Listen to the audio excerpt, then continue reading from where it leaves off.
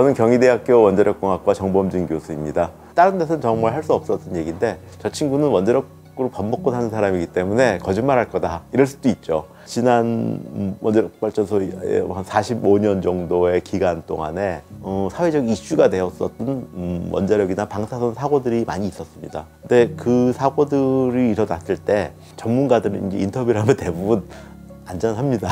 괜찮습니다. 이렇게 인터뷰를 해요. 그럼 절대 믿지 않아요.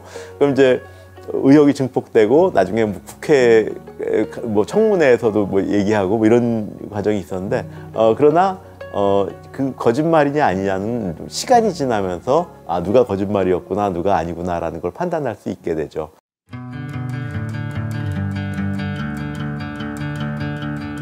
그 방사능 그 오염이 너무 많이 되었기 때문에 정말 그 일본 수산물 옛날에는 선호를 했지만 지금은 먹고 싶지 않는 그런 실정입니다.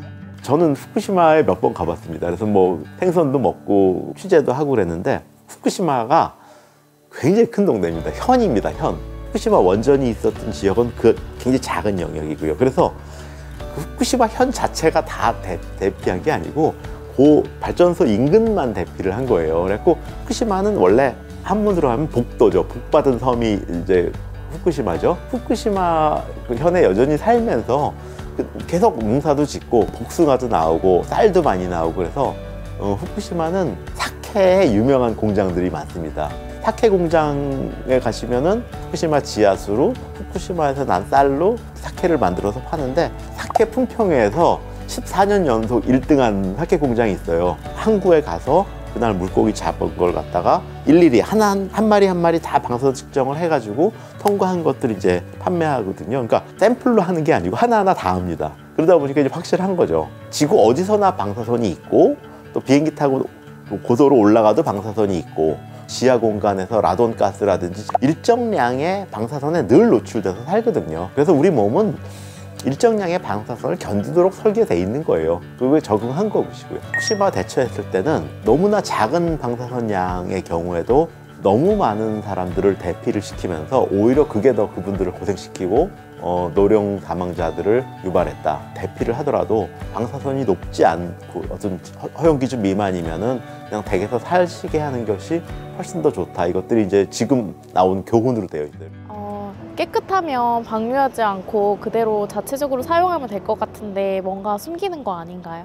자체적으로 해결하면 되는데 왜 방류하는지 숨기는 게 있는지 우리가 이제 믿느냐 안 믿느냐는 증거를 들이댄다고 해서 또 믿게 되고 또 증거가 없다고 해서 안 믿게 되고 하는 것도 아니고요. 우리 뭐 종교랑 똑같은 겁니다. 어떤 사람은 믿고 어떤 사람은 안 믿고 하는 거죠. 저는 이렇게 생각해야 된다고 생각합니다. 뭐냐면 방사능 처리수를 방류했을 때 가장 영향을 많이 받게 되는 사람이 누구냐?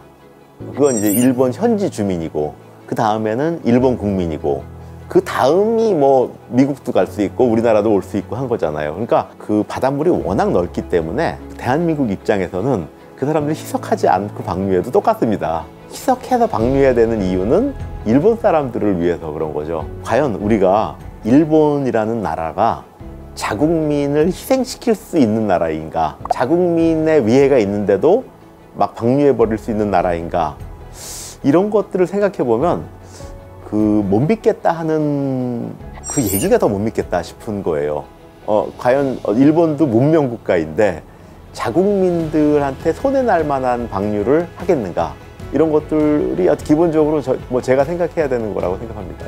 지금은 어떻게 돼 있냐면 삼중수소는 배출 기준이 6만 베크렐/리터인데 1,500베크렐/리터로 낮춰서 방류를 합니다.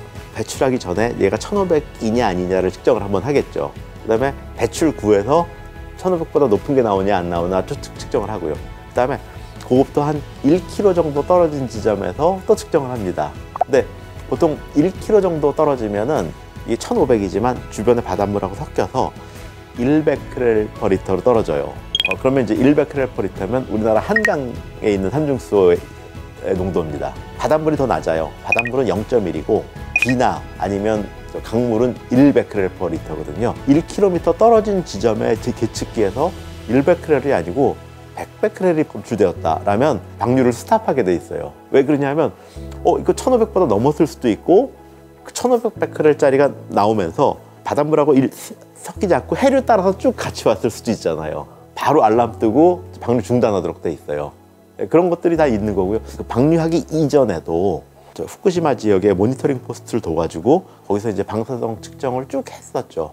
왜냐면 주민들이 살고 있으니까요. 그래서 뭐 그런 것들은 우리나라도 하고 있는 것들이고요. 방사선 동위원소에 따라서 내는 방사선의 양과 또 위해도가 다르거든요. 그러다 보니까 기준치가 따로 잡혀 있어요. 그 기준치는 넘으면 안 되는 한계치에 1% 수준이 되도록 딱 정해져 있어요. 우리 공학자들은 저희가 실험할 때는 방사선 그 디텍터를 달고 다니기 때문에 저희는 그거에 한 뭐 20배, 50배까지 허용이 돼요. 근데 일반인들은 디텍터를 달고 다니지 않기 때문에 일반인들에 대해서는 제한치의 1% 수준으로 제한치가 결정되어 있다. 이렇게 보실 수 있고요. 예컨대 세슘은 그러면 얼만큼 되면은 1%에 해당되느냐. 그게 이제 기준치로 되어 있는 거고요.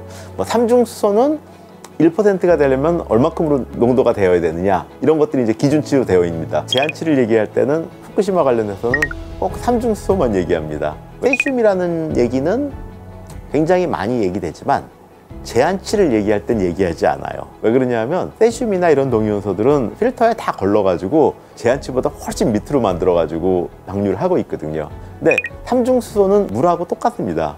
물이에요. 수소거든요. 당연히 필터는 통과해버리는 거죠. 그러다 보니까 우리가 관심 가져야 되는 농도는 삼중수소 농도만 관심 가지면 되겠구나. 나머지 것들은 다 걸러내가지고 필터에 다 걸려버렸으니까 처리수로 방류되지 않으니까요. 그래서 이제 삼중수소 농도가 6만 베크렐 정도가 되는 게 배출 제한치입니다. 6만 베크렐이 어느 정도 수준이냐? 그러면 우리 WHO의 음용수 기준이 1만 베크렐입니다. 음용수 기준의 6배 정도. 근데 호주 같은 경우에는 음용수 기준도 또 6만이에요. 마셔도 별 문제 없는 양이 6만 베크렐 퍼 리터고요.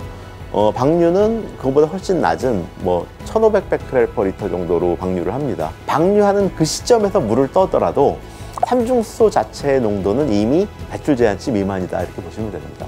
우리나라에도 원자력 발전소에서 그 고체, 액체, 기체 방사성 폐기물이 나옵니다. 고체 폐기물은 고체니까 부피를 줄여야죠. 이제 보관하는 데 많이 돈이 들어가니까 그 부피를 줄여가지고 이제 보관을 하고 있고요. 대부분의 기체 폐기물은 방사선이 낮습니다. 왜냐하면 기체 폐기물들이 분자량이 작기 때문에 금방 방사선이 없어집니다. 그래서 이제 기체 폐기물들은 대부분 탱크에 한 3일 정도 보관을 합니다. 그리고 나면 이제 방사선이 많이 떨어지거든요. 방출 기준 이하로 떨어지면 그 다음에 방출을 합니다. 그리고 이제 액체 폐기물 같은 경우에는 증발을 시키거나 졸이거나 필터에 거치거나 하는 방식으로 이제 처리를 해서 방류 기준 이하로 남은 것들에 대해서는 이제 방류를 하고요. 이제 그 과정에서 나오는 이제 필터 같은 건 이제 고체 폐기물로 바뀐 거기 때문에 고체 폐기물 기준으로 방류를 하고요. 그 다음에 이제 만약에 농도가 높다 그렇게 되면은 이제 희석해서 방류하는 경우들도 있습니다. 그 일련의 과정이 매달 데이터로 축적해가지고 규제기관에 보고를 하고 있고 그런 상태이고요. 그 허용치가 넘는 방류가 발생했다. 이런 것들은 사실 지금까지 없었습니다. 후쿠시마 그 원전 사고랑 러시아의 그 체르노빌이랑 그 원전 사고가 앞으로도 그렇게 일어나지 않을까 걱정이 됩니다. 잔상 효과라고 하죠. 어떤 끔찍한 장면을 보고 나면 그거 자라 아니고 소뚜껑이었구나. 이거 알아도 한동안 가슴이 섬찟하거든요. 이제 공포의 어떤 잔상 효과라고 합니다. 그래서 우선 체르노빌과 후쿠시마의 차이는 체르노빌이 방사선 방출량이 훨씬 많았죠. 몇십 배 많았죠. 또 하나는 그 대처에서 큰 차이가 생깁니다. 체르노빌에서는 아이오다인이 이제 많이 나오게 돼 있는데 아이오다인이 방출이 되면 풀밭 이런 데 갔다가 가고 그럼 이제 소가 그 풀을 먹고 그 다음에 우유로 나와요.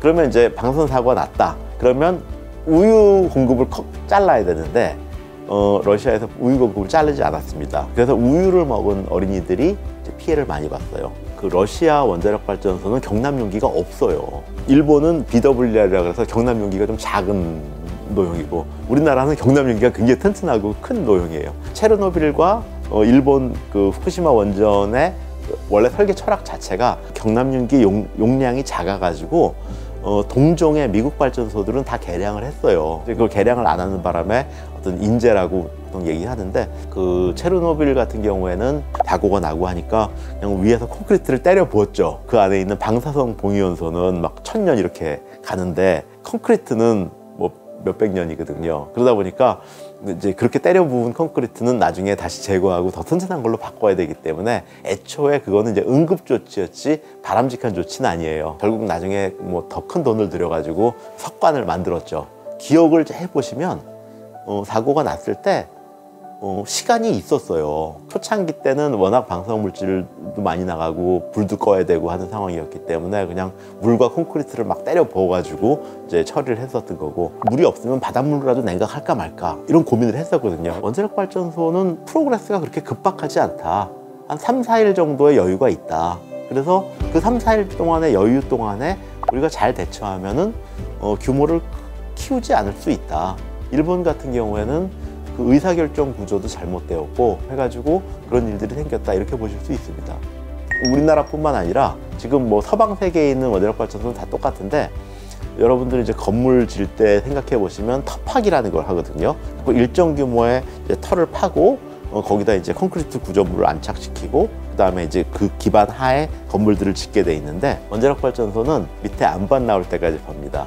그 안반 위에다 짓습니다. 웬만한 건물보다도 훨씬 더 안전하게 되어 있고요. 지진 전문가들이 나와서 설명을 했는데, 안반 위에다가 건물을 짓게 되면 지진이 나오면 이게 가속되지 않는데요. 안반이 아니라 그냥 흙 위에다가 이제 건물을 짓게 되면 이제 지진에 의해서 막 흔들릴 때 가속이 돼가지고 원래 진도는 8이 아닌데 8이 나올 수가 있다는 거예요. 그래서 이제 원자력 발전소는 항상 안반에다가 짓기 때문에 지진 영향이 있어도 덜 받게 되어 있고, 그 다음에 그만큼 토대가 단단하다, 이렇게 생각하시면 됩니다. 그래서 원자력 발전소에서 지진 걱정은 안 하셔도 된다라고 말씀드리는 게, 지진이 안 일어난다거나 그것보다 상회할 수 있는 지진이 없다거나 이런 말씀드리는 게 아니고, 그 걱정할 땐 이미 우리 집은 없다.